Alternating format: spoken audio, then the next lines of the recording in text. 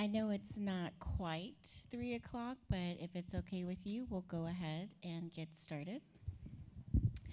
I would like to just take a moment to thank you guys for being here with us today. Before I turn it over to our speaker for the hour, I just want to take a moment to just set the stage for this session. I know we are all gathered here today in the name of student success. We know that access to higher education has the power to be life-changing for our students, for ourselves, and for everything that we encounter every day. Each year, I'm personally energized by the new faces that step into our campuses, full of potential, eager to grow, and ready to take on the challenges ahead. And just like our students, I don't know about you, but I identify myself as a lifelong learner, and I feel that you guys feel the same way. So we are here during this session to continue our learning process. I have the privilege to serve as the Executive Director of the Gateway Course Success Strategy here at the Collaborative. My background in assessment, planning, student development has shown me that we as educators invest in the best practices, innovative strategies, and we create the conditions for our students to thrive. And I think that's why sessions like these are important, so that we can help refine our own strategies and skills. So my hope for today is that this discussion will spark something in the lifelong learner that I think lives in all of us, that we continue to be dedicated educators and mentors to our students, fellow faculty, and staff. So I hope you leave here today with some strategies that help you to equip yourself with the continued support for your students and our educational journeys. And with that being said, I will turn it over to our speaker for the hour, Dr. Chris Hulleman. If you could join me in a round of applause.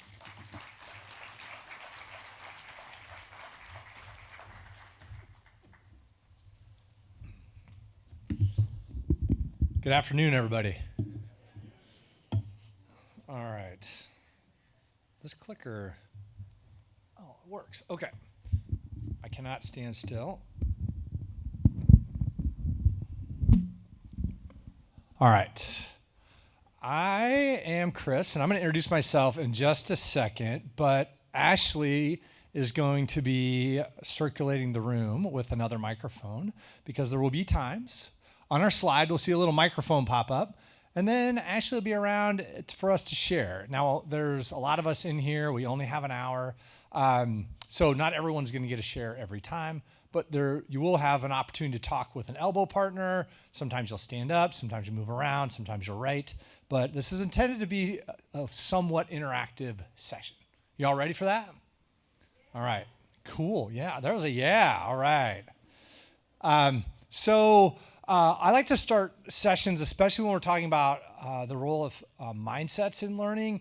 Part of that's about us and what motivates and drives us. So we need to know a little bit about each other to be in this community together. So to be able to trust each other a little bit, we got to be a little bit vulnerable. All right. Any of you know of Brene Brown?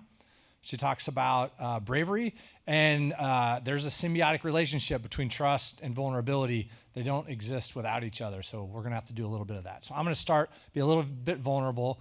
Top row is my family. I've got 5 kids. I'm married for 20 years. I don't tell my wife that I can't remember the number. But that's my foundation. We've got 2 kids in college and 3 out. And so not only have I been working in higher ed for 30 years, but I've also been a customer, I guess, on the parent side. How many of you have been a customer on the parent side? Okay, a lot of you get to experience higher ed personally, right? I also am a very outdoorsy sport type guy, so surfing is something I do now. I played college football. I don't play football anymore. Probably best for all my body parts if they're still here. But that's a part of my identity, and I bring that everywhere I go.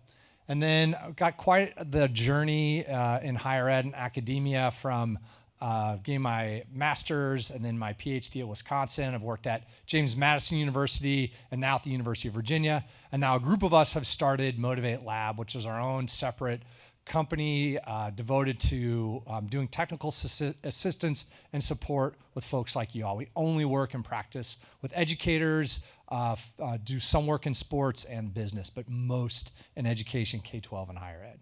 Okay, that's a little bit about me. Oh, I'm not done.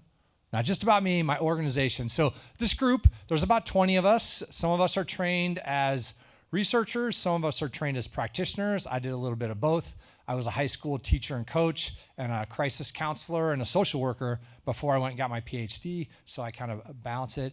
But our goal in our work is to improve people's lives through rigorous motivation research, so translating motivation science into the world. And we're really focused on changing systems. So something that's different about us than you might think of when you normally think about motivation. You normally think about motivation, it's in an individual's head. It's the person's responsibility. You got to be gritty, right? And sure, we all are responsible for ourselves, and we're all responsible for motivating ourselves. And the situations we find ourselves in can thwart or support our motivation. And our job as educators is to tap in to what promotes and supports motivation for all of our students, especially students that have been least well served by the system. And that's our focus, and that's what we try to help you all do. So like I said, we only work in partnership, and we have partners all over the United States. We are about to begin one, as Lily announced. We're about to begin one here in the state of Kentucky, working with Ashley on that to support gateway instructors as well as adult educators. And we've worked with the higher ed systems in Tennessee, Georgia, Louisiana, City University of New York, Ohio, California. And Tristan likes to joke that I followed him from Tennessee to Georgia. I was working with the Tennessee Board of Regents when he was there, and then he left to take the same role in Georgia. And he was like, hey, do you want to come and do the Motivate Lab thing? But like, let's do it from the beginning together. And I was like, great. We did that for 4 years. And then I met some folks in Louisiana, and we started a relationship with the Louisiana higher ed folks. And then Tristan came after that. So he followed me to Louisiana. That's how I tell the story anyway. I think he's already left, so you can't ask him. But we work with folks all over the country and doing the kinds of things I'm doing now and more. So now's the time we get to hear from you. So first off, you're going to get a chance to stand up. If you work in education in any capacity, please stand up. If you're able. If you're not able to stand, that's okay. All right, look around. A whole bunch of educators in this room, not surprising, right? Okay, stay standing if you've been working in education for at least 5 years. Doesn't have to be consecutive, just 5 years total. Okay, most everybody. All right, stay standing if it's been at least 10 years. Okay, a few more sitting down, but look at around the room. A lot of people standing up. All right, so how about 15? Stay standing if you've been in education 15. 20? We're still not getting very many people sitting down. Okay, look around. Here's our 20 years. All right, let's ratchet all the way to 30. Who's at 30? All right, round of applause. Wow. Thank you all for your service. Part of being here today is knowing who's in the room and what kind of different perspectives we bring. All right.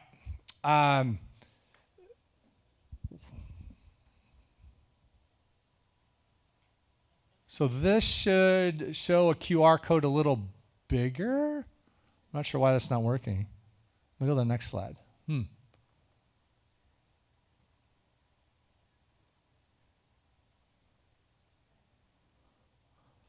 So is that, it usually has a big QR code presented. Anything you can do about that? So does this one work even? Because it looks a little fuzzy.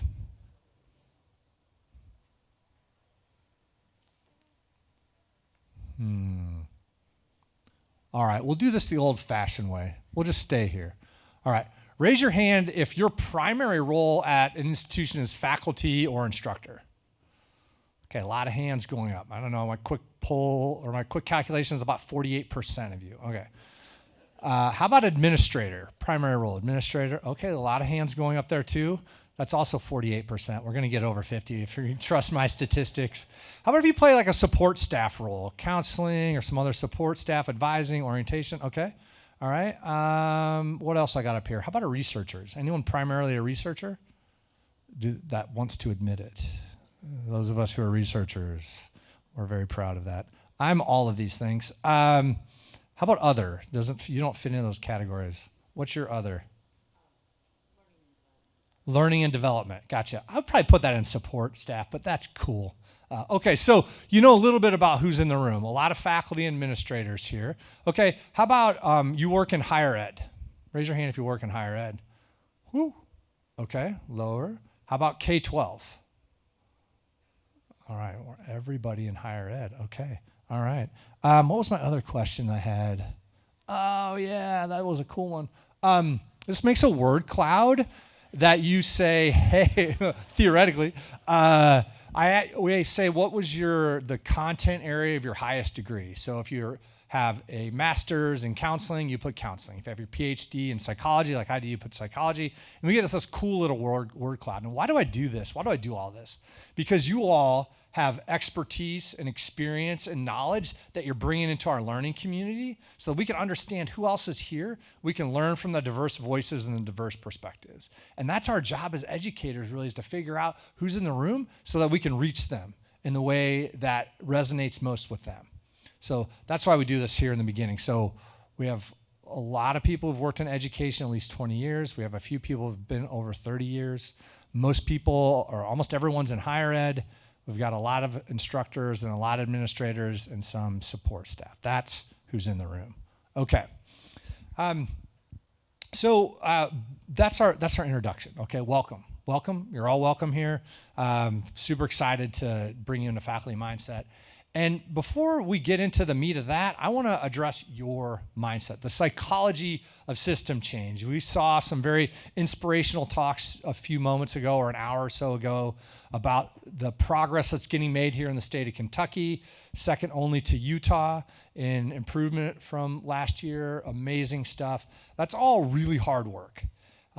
Supporting students day to day is challenging. Supporting each other is challenging. I want to talk about that just for a second.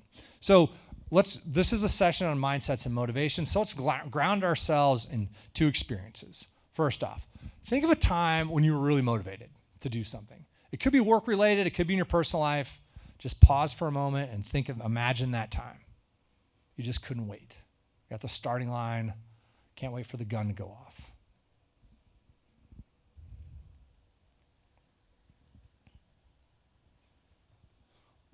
Let's hear 3 of those situations. Raise your hand and we'll get the mic to you. 3 people. Who wants to share? Back there.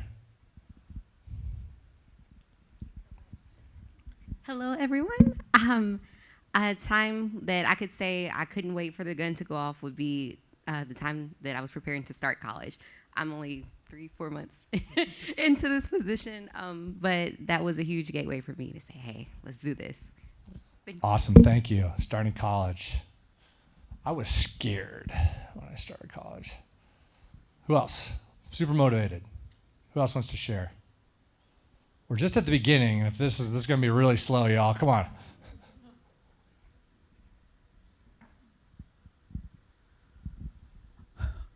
At one point in time in my life, I ran. Do not do that right now. So, but when I ran my first half marathon, I was excited to be in a larger group of people. It was here in Lexington and accomplish something that I'd never done before and feel proud of that accomplishment because I'd been working toward it for quite a while. So. Awesome, thank you. Yeah, nothing like having a chance to work on something you've been striving for. One more.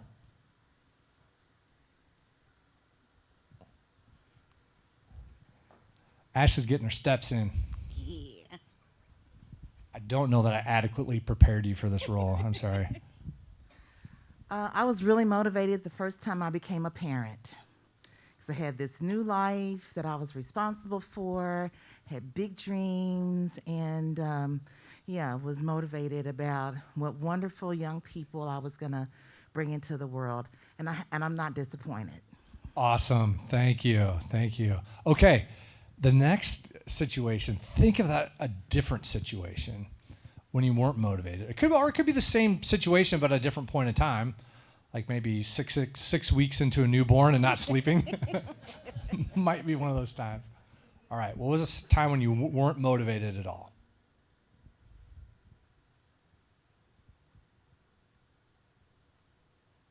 I'm working on a book chapter and I'm not too excited about it. Okay, writing. How many people in here writing is hard for? Like writing is hard for a lot of people. Okay, thank you for sharing. What's another one? I had to help move my mom into assisted living over the holidays, and that I was really not motivated because it was a lot of work and emotions ran high. So, Yeah, the work and the emotions together, right? Thank you for sharing. One more. And for this person, when you share you're not motivated, how do you think it's different from the situation that you're really motivated?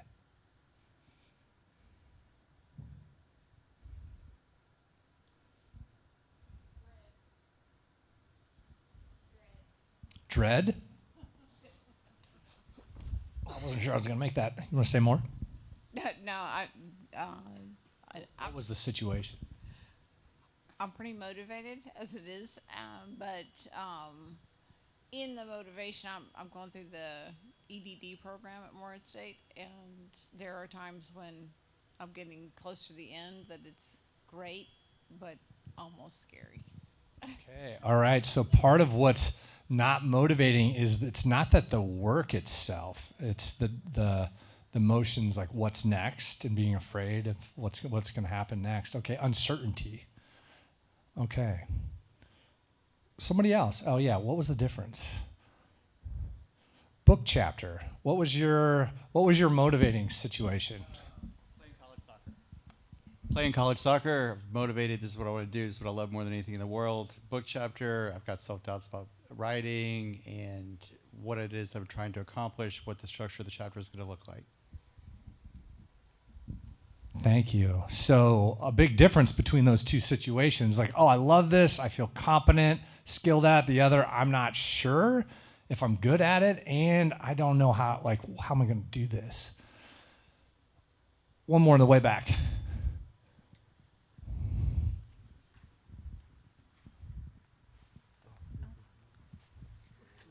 Sorry, David.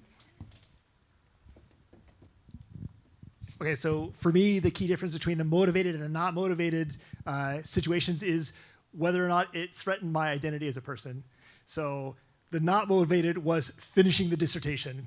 It took a long time. Yeah. And the motivated was actually defending the dissertation itself.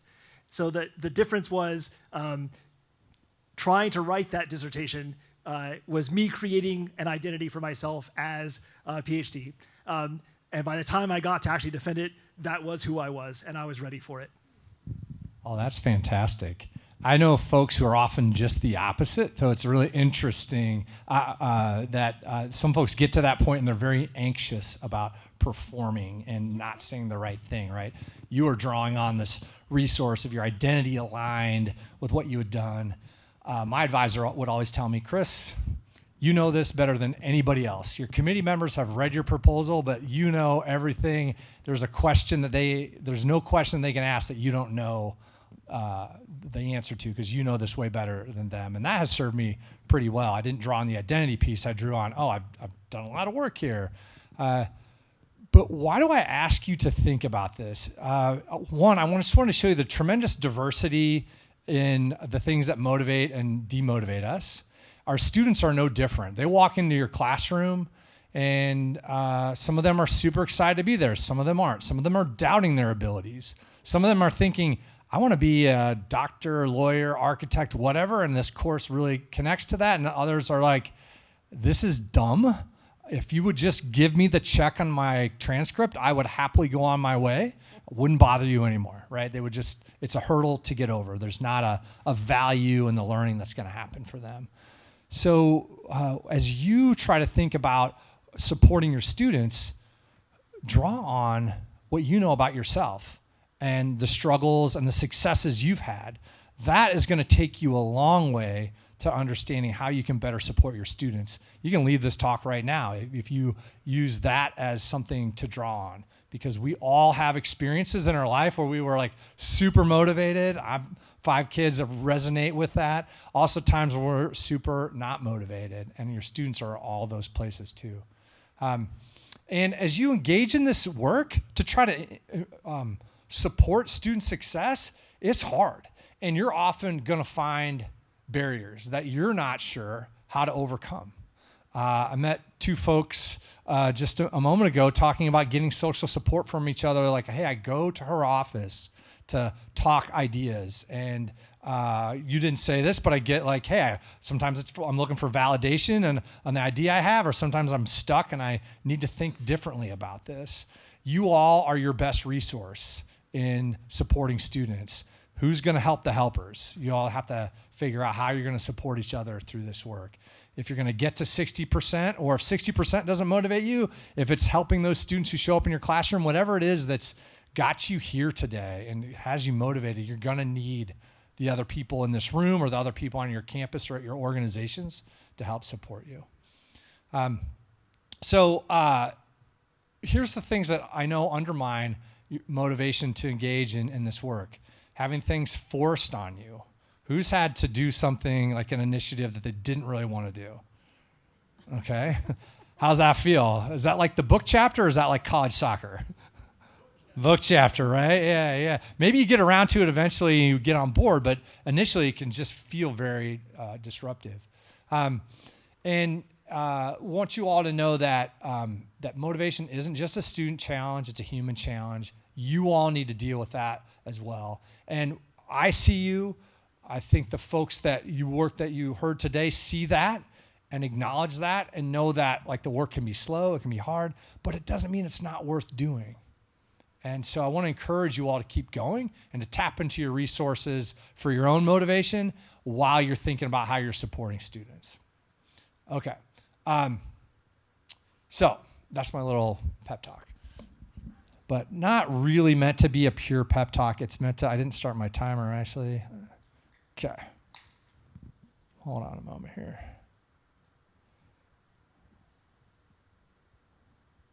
All right. So what are we going to try to accomplish today? We're going to get to know each other. You know who's in the room, right? We talked a little bit about the psychology. Hey, give yourselves a break. This is hard work. You know, draw on your own resources of motivation as you put yourselves in the shoes of your students. I'm going to teach you a little bit of motivation science, but not a ton, because we don't have a ton of time. You didn't come here for a lecture. Then we're going to do an application activity where you all are going to get to try it. And then I'm going to share the results of one of our professional development activities that we do. And then I'll have a little chance for Q&A. Sound good? All right. So learning mindsets and mindset GPS. So we use this phrase, learning mindsets. It includes a mindset that you've probably heard a lot about, but it's more than that. So mindsets are students' beliefs about themselves and the learning environment. Like I said, motivation isn't just about what's in here, it's what's out there and my perception of it. There's 3 mindsets. And before I get that, just like the GPS in your phone, when do you tend to use Google Maps or whatever map app you have? When you're lost? When you want to get somewhere? Does anyone use it like, I want to know which is the fastest way? I have like 3 ways to go. The least red lights. I hate red lights. So there's some uncertainty. And we use our physical GPS when we have some kind of physical uncertainty. Our mindset GPS, we use that when we have psychologically uncertainty. Maybe something went bad, like I failed my first test. Maybe a relationship just ended. Or maybe I just started a relationship. You were super excited to start college. I was super nervous. I was going to play college football, and I was worried that I wasn't going to make it. And the first 2 weeks, I think I was right. I got my butt kicked. But I was more anxious and nervous than I was excited. Those are times when mindsets matter the most then. So G, a mindset with G, you've maybe heard of it. Growth mindset, yeah. Uh-oh.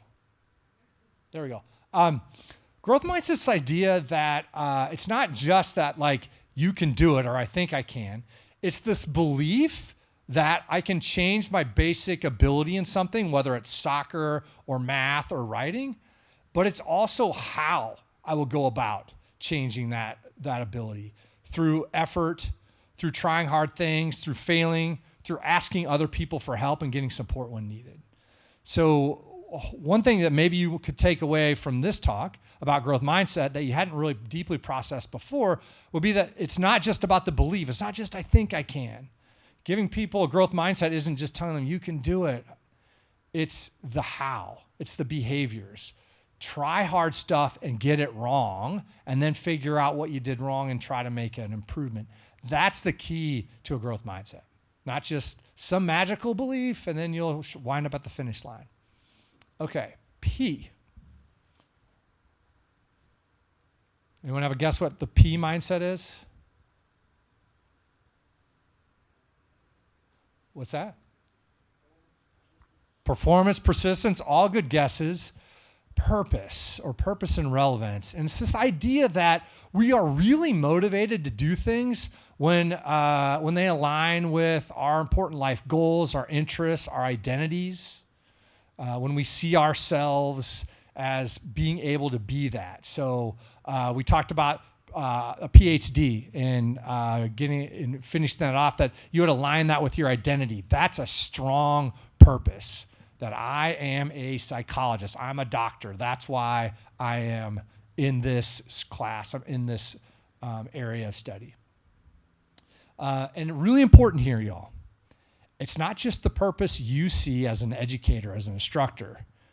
It's a purpose that every individual student in your classroom sees. They have to make that connection. So you just can't say, as I've worked with so many middle school math teachers, you can use algebra to redo your, and geometry to redo the roof on your house, or to do your taxes.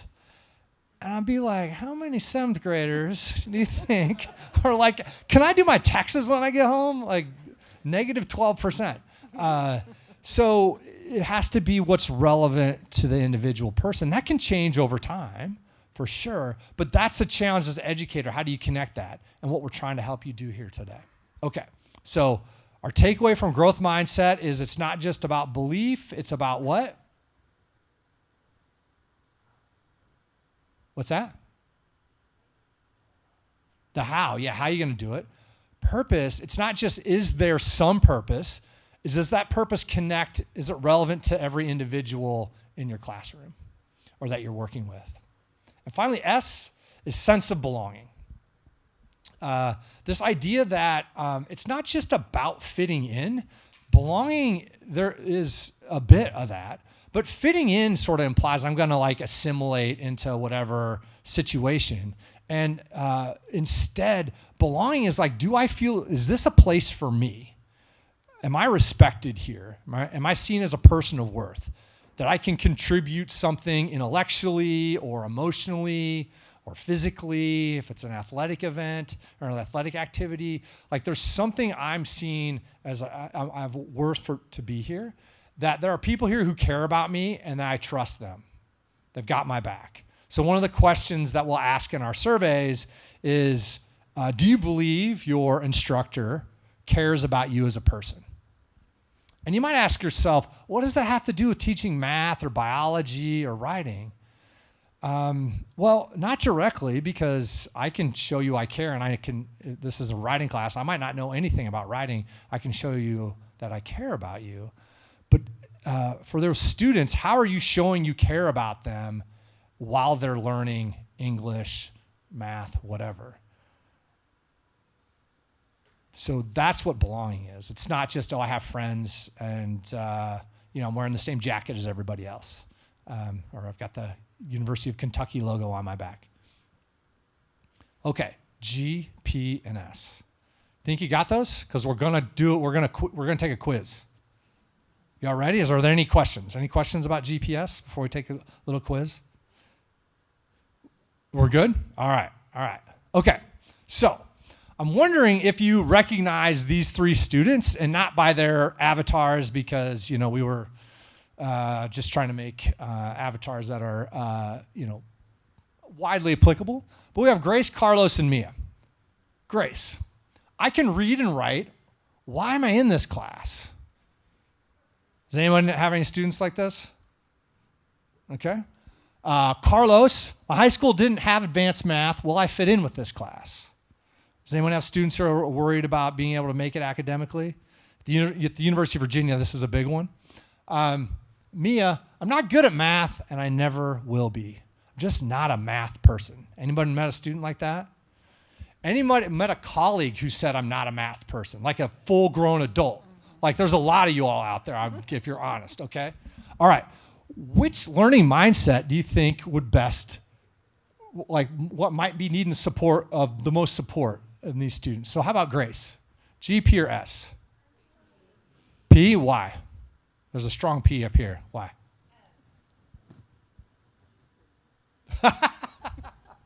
That's okay. You can phone a friend.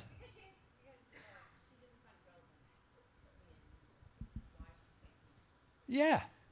Yeah, like I can do this. Why am I here? So yeah, definitely I think that's strong purpose. Cool. Okay, Carlos. My high school didn't have math. Yes, sense of belonging. Yeah. It's kind of interesting. Like for Carlos, this belonging is about can he do it academically, right? So there's a questioning of his core competence, his sense of what we would call like his academic self-concept is low. That's causing him to doubt whether he fits in. Isn't it amazing? As humans, we have like a billion ways that we can feel like we don't fit in. And what that means is, as an instructor, there's a lot of opportunities for you to help students connect. So yeah, S. And how about Mia? G. Yeah, I'm not good at it, and I never will be. I've done a lot of work in community college, used to be called developmental math, now co-requisite. And there's so many students with math trauma. And if you ask them, like, can you go back? And like, when did this start? Like, most of these students be like, yeah, Mrs. Miller, 7th grade. And they'd be like, just told me I failed every quiz, and she said I wasn't trying hard enough. She didn't know I was at home crying because I couldn't figure out the homework. Like, there's so many students that have this math trauma. Guess what? They're in your classrooms. So understanding that this may be connected to a lack of a sense of growth can help you give yourself some ideas about what you might be able to do to get this student rolling again. Because you know what? I've seen a lot of Mia's turn it around a lot, and by the work of really high quality math instructors. Like I said, that's the place where I spent the most time in higher ed. Okay, great job. You aced the quiz. Give yourselves a round of applause. Good job. Woo-hoo. Okay, so I have my PhD in psychology. I also teach a graduate class on motivation. There's like a bajillion theories and constructs that we could share with you. Why do we pick these 3? Because they're not the only ones that matter, okay? We're not saying mindset GPS is it, and it's the magic, it's the way, the truth, and the light, any of that. However, we are saying they are important, and they can help you do things different in the classroom. Well, we talk about the 4 M's. So first off, these are meaningful. Like, study after study, decades of research, not just by our team, but by lots of folks, demonstrate that students' perceptions of themselves as learners in a learning environment are correlated, are predictive of really important outcomes. Some of the ones that like Tristan and others talked about, persistence, degree attainment, etc. Second, they're measurable. If you give me 3 minutes, I can measure about 15 mindsets of your students. Okay, with a short survey. And as long as we don't put pressure on them to answer a certain way, those answers will be very meaningfully related to outcomes, and they'll also relate to what's happening in the classroom, the kinds of things you're doing. So we can assess them pretty easily. And contrary to what you might hear, surveys actually are a predictor of outcomes. Some people say, oh, it's only behavior. No, that's not true. And also behavior can be multiply determined, and behavior is not always a great indicator, but more on that at a different time, a little side speech. They're malleable. These mindsets, we can move them around, particular of importance to you all through targeted activities that happen in the classroom. Yeah, you all can shift students' mindsets. Now you can make them more positive, but you can also dampen them down too. So it does matter what you do in the classroom. And supporting mindsets and interventions that do so are more effective for students who have not been well served by our system. And I appreciated the disaggregation of data that we heard earlier. We absolutely encourage you to do that in your work when you're trying to understand which students are struggling the most so you can target supports. We know the types of students that tend to struggle the most in our system. Women in STEM, for example, first generation students, students from lower income backgrounds, and students from racially marginalized backgrounds.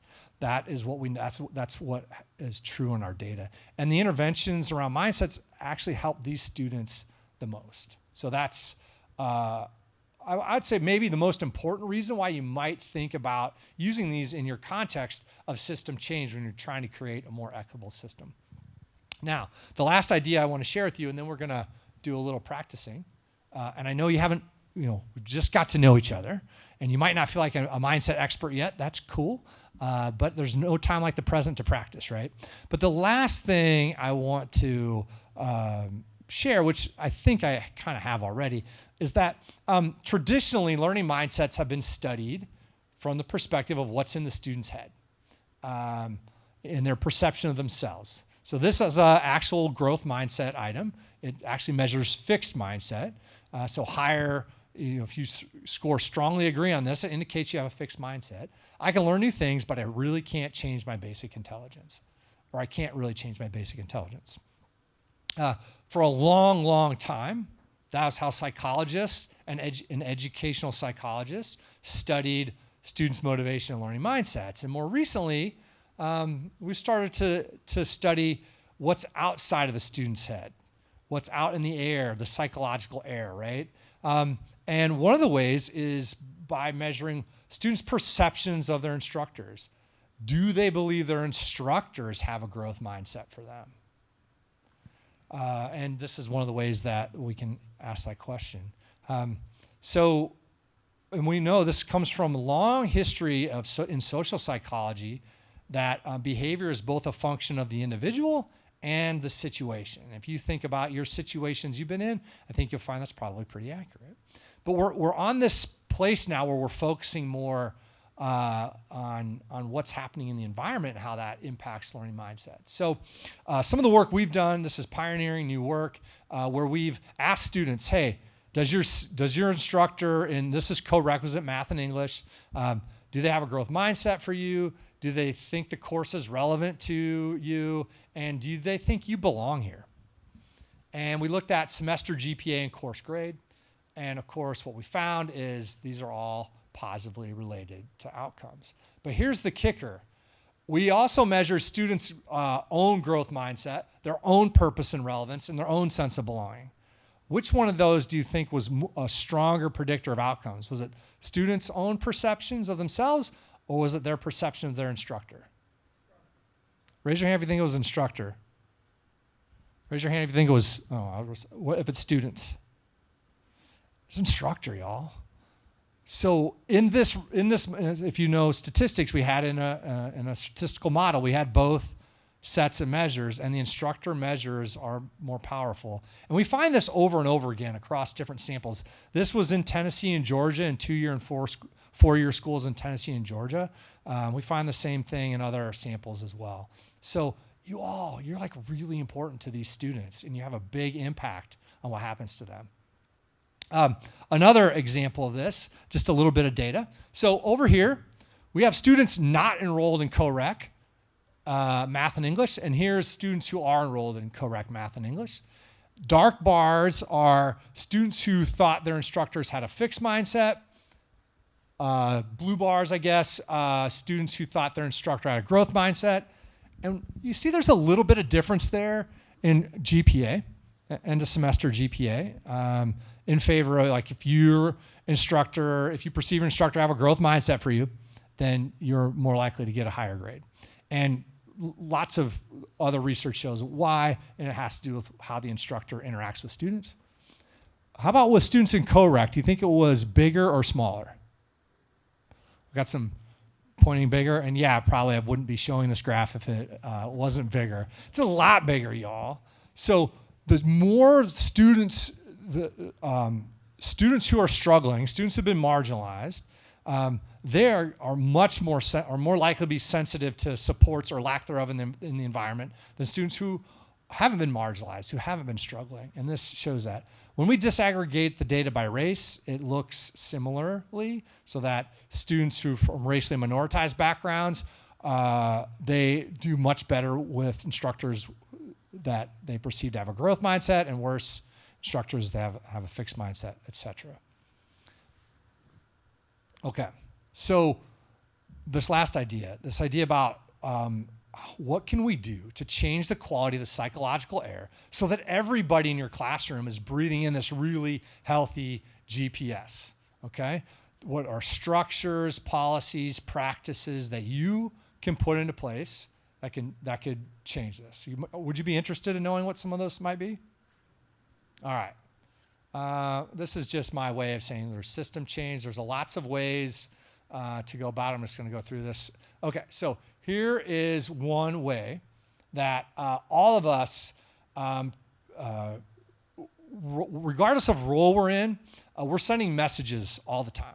Instructors, I just sent a bunch of emails last night to graduate students who are late with their assignments. Like, what is happening in the world? Like, used to be grad students, easiest people to teach, but now they're also struggling just like our undergrads. So it is really interesting how just the dynamics of education are affecting all students now. And it might be because we have more diverse people, groups of people in graduate school. Also, I think our systems are not functioning as well. At any rate, we're all sending messages, right? Even if you don't have students, you send messages to colleagues. Who sent an email in the last 2 days? Okay, yeah, right? Okay, so messaging matters. Okay, so you know what the idea of a growth mindset is? Here's 4 ways that you can support growth mindset in a message you send. And I don't expect you to remember all these, but I'm going to ask you to do a little activity here, so I want you to have something to go on. So you can try to support people to sustain their effort, but sometimes they're doing the wrong stuff, so you want them to change their behavior. Knowing that difficulty and failure is important, but repeated failure might mean, hey, there's something else going on here, like we need to switch strategies. Maybe that's something to do. Or maybe they should seek help earlier in the process instead of coming to you right before the deadline and saying, I haven't been able to write my paper. Like, it's due tomorrow. If you would have come to me 2 weeks ago, I could have helped you. Let's be more adaptive in the future. Okay, these are 4 great ways in a message to communicate to students. Okay. Make sense? Ready to apply? All right. So you're going to have 1 minute on your own to read this message and start to think about what parts of it are supportive of a student's mindset and what parts might be not supportive or less supportive. So I'll give you this timer. I'm going to start it. When it gets to 4, you can turn to an elbow partner and start to discuss what you think about this message. And I'll just tell you, there's some good stuff and there's some not good stuff in here, okay? This is intentionally, this is a letter from a participant in one of our training sessions. I got their permission to use it, but it has some good stuff and not good stuff. All right. Is that clear? All right.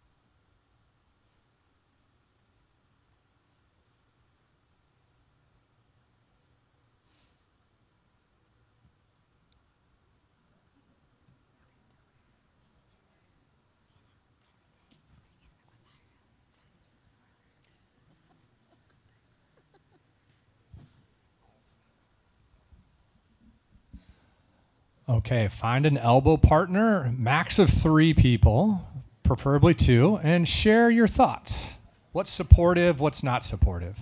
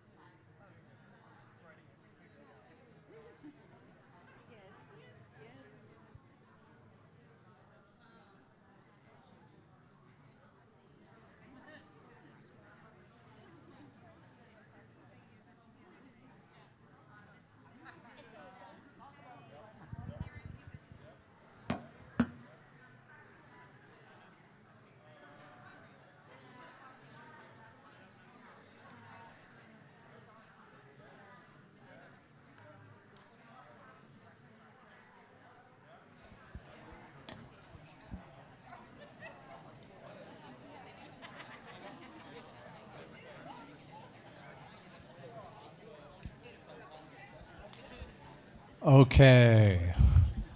Ashley, I'll take the front half of the room. You take the back half. So let's have a few tables share out, a few folks share out. What was supportive in here? The supportive part was that the teacher was checking in. We thought that probably that should have come first.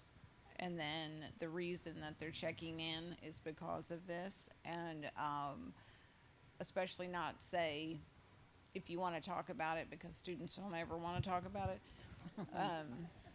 My, my office hours are this time, come see me, a direct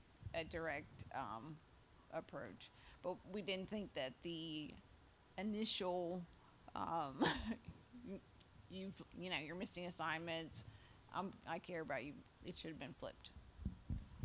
All right. So what I'm hearing is sometimes the order of what message is sent when matters, right? So flipping that here a little bit, and then showing that concern first, and then here's the supports. Cool. Okay. Who else? You got one, Ashley, back there? All right. I have one right here. So for supportive, the fact that they're reaching out, my office hours are blank, and I'm willing to meet with you at different times because, students live typically like midnight to 4 a.m. in my experience, judging by the email times. Things that I personally didn't like, the first part, it kind of sounds like to me that you're already telling them they failed. You've missed 2, they build on each other. You're kind of, to me, setting up saying you've already failed. Like you've missed 2 lessons, the next one builds off those, GG, go home. So it's like we added some extra importance in a situation where they're probably already feeling some uncertainty, right? So yeah, I resonate with that. Thank you. I sort of am opposite. Because what I feel like is it says exactly what the problem is, and it's a little problem in a big thing. So you've only missed 2. You're still in the good part. We know what the problem is. So that's not so bad. And let's talk about it. So I kind of think it doesn't overblow the problem. Like it's very specific about what it is. So specificity is a really important part of this too, right? So you disagree a little bit with, hey, the order. Do you? Okay, so you're all right with the different order. Okay, cool. Yep. We talked about some of the same things, but the biggest issue that we found with the email was that it was assuming the reason why they missed the assignment. So there could be like 10 different reasons why the student missed the assignment. It is not necessarily because they didn't know the material. And so if you led with that and you didn't know that, that could push the student further away because you're like, oh, this teacher already thinks I don't know anything, so why would I meet with you? Instead of being like, I could have health issues, my family member could be struggling, I could be conflicted having work issues, I could have time management issues. There are a bunch of other reasons why. So going vaguer and say, hey, I noticed you missed some assignments. Can you stop by my office to chat about what's going on? Would be a better way to approach it instead of assuming why the student doesn't know, because then that just kind of shows what we talked about before about faculty fixed mindset. You are already assuming that I don't know something. So. Yeah, no, that's a really great point. I'm glad you brought that up.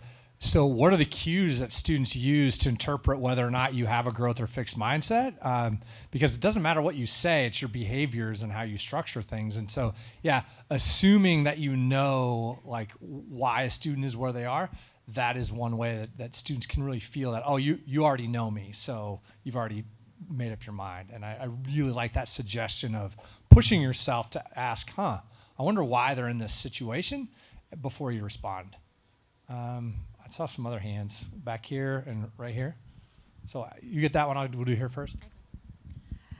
Actually, we were talking about it and kind of even disagreeing on how we thought it sounded, because I teach STEM courses and we usually don't accept a lot of late work, if any. And it's like, I thought the fact that they got an email from an instructor was a big deal, because I don't recall ever in my college career getting an instructor email saying I'd missed an assignment. You knew you missed an assignment when the 0 was in the grade book, right? So I think that was actually nice that the instructor took time out to contact them to let them know, hey, I noticed you were missing 2, but you can still pass. I think the fact that they said they only had to pass 9 out of 12, so they let them know they were still able to be successful in the course, was a big deal. The only thing I personally didn't like about the email was how it signed off with, I hope you have a great day. I thought that sounded kind of weird in the context of talking about this topic. If you just said, I don't know, I hope to talk to you soon, or something like that, but have a great day, just seemed like a very strange way to sign off the email, in my opinion. Thank you for sharing. A couple things I'm hearing coming up. Hey, we might disagree on what might be considered supportive or unsupportive, and part of that depends on how the student receives it. In fact, a lot of it does. So I think that's also something for us to be humble about as we're like recommending how to change this. Part of this is like the interaction between you and the student and what your style is. I will say I have a lot of faculty who bring up, and you weren't the first one here to say, oh, the students should feel good that a faculty reached out. When you ask students, that is not necessarily how they feel when they get in and they see the message from an instructor. It's like red light. And, I've gotten a few speeding tickets in my life. Just saying, when I see a police officer pulling up beside me, I'm not like, oh, they're going to tell me like when the policeman's ball is. Like, it's not going to be good. And I'm a white guy. So I think that we have to be mindful that, yes, you are reaching out because you care. But just the message itself may actually feel different unless we do a lot of work to help students feel differently. And it's going to be especially true for students who are feeling threatened, who are feeling marginalized. So, but not every student will receive it the same way. All right, one more, and I think my timer's going off. I think that this makes a picture-perfect case as to why success coaches are so important, because as a success coach, I can get away with saying this, but the second a faculty member says this, the student has failed, they're forwarding it to me, they're dropping the class, they're changing their major, they're taking all of the cliff diving responses to it. Whereas if